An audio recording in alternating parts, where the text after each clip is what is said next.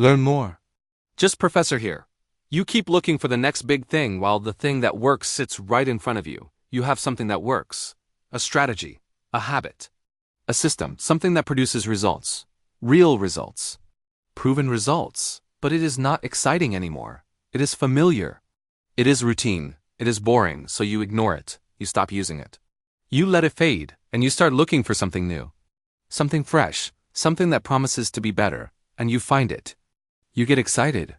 You dive in. And for a while it feels great. It feels like progress. But then the results come in, and they are not better.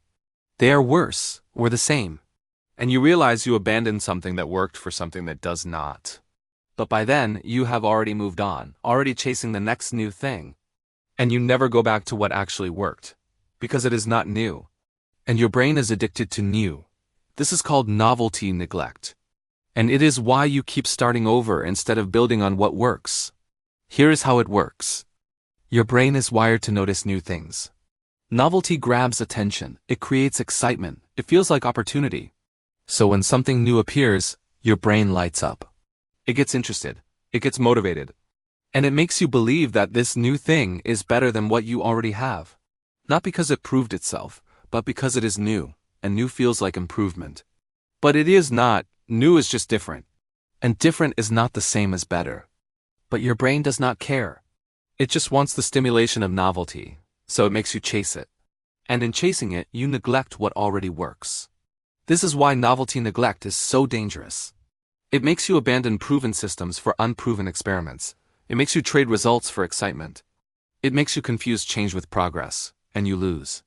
Not because the new thing is bad, but because you gave up on something good before it finished delivering. You stopped too soon, you moved on too fast. And you missed the compounding benefits of sticking with what works. Most people think they are always improving. They think trying new things is growth. They think exploring options is smart. And sometimes it is. But not when you abandon what works every time something shinier appears. That is not growth. That is distraction. And distraction disguised as improvement is still distraction. Think about what happens with habits. You build a workout routine. It works. You're seeing progress. You are getting stronger. But it is not exciting anymore. You know the exercises. You know the rhythm. It is predictable. So you look for a new program, a new method, a new trend, and you switch. And for a few weeks it feels fresh, it feels motivating. But then the novelty wears off, and you realize this new program is not better. It is just different. And you stopped making progress because you abandoned the routine that was working. You neglected the boring thing that delivered for the exciting thing that promised, and the promise did not pay off. Or think about strategies. You have a strategy for your work, for your business, for your goals. And it is working, slowly, steadily, but it is not flashy, it is not dramatic. So when you hear about a new strategy, a new hack, a new shortcut, you jump on it. You think this is the upgrade you needed. But it is not an upgrade. It is a detour. And while you are exploring this new path, you stopped walking the one that was already taking you where you wanted to go. And by the time you realize the new path does not lead anywhere, you have lost time, lost momentum, lost progress. All because you could not resist the pull of novelty. This is what novelty neglect does. It makes you restart when you should be continuing. It makes you experiment when you should be executing. It makes you chase when you should be building. And every time you restart, you lose.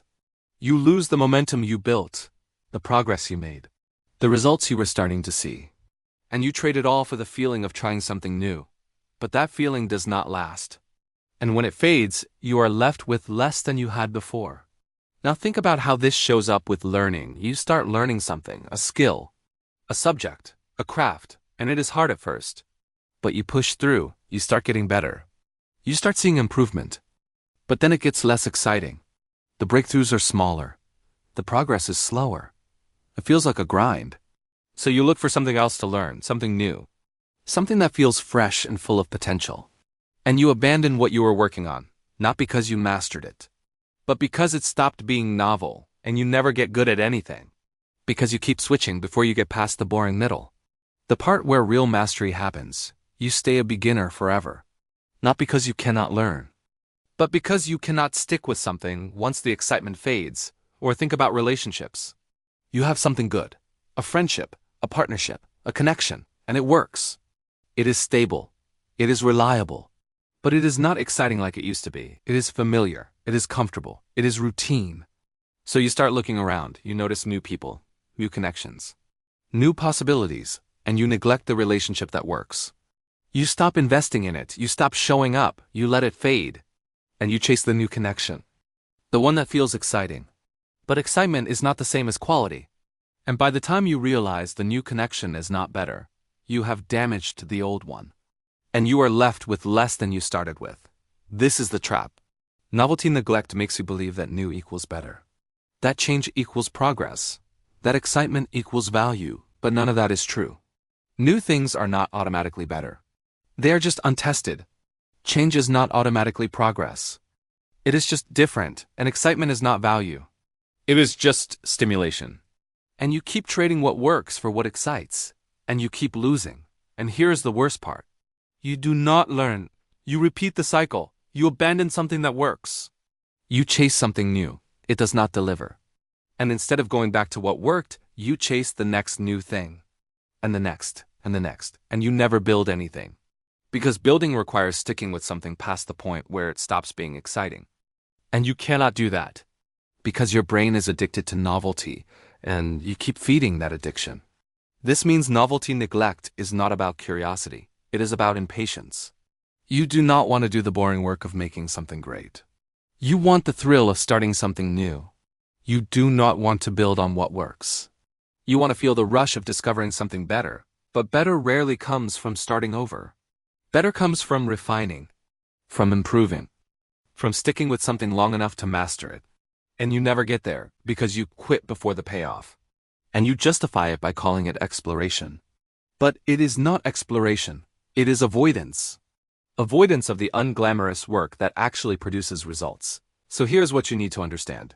If something is working, do not abandon it just because it is not new. Stick with it. Build on it. Let it compound. Because compounding only happens with time. And you do not get time if you keep restarting. You get a collection of beginnings, but no endings. No mastery. No results. Stop chasing novelty and start valuing consistency. Stop confusing excitement with effectiveness. Stop thinking that new is automatically better. And start recognizing that the boring thing that works is worth more than the exciting thing that might, because might is not a strategy, it is a gamble. And you keep gambling away what is already delivering. Novelty neglect tells you that the grass is greener, but it is not. It is just different grass. And if you keep jumping fences, you never tend the garden you already have. And untended gardens do not grow. They just become another thing you abandon for something new.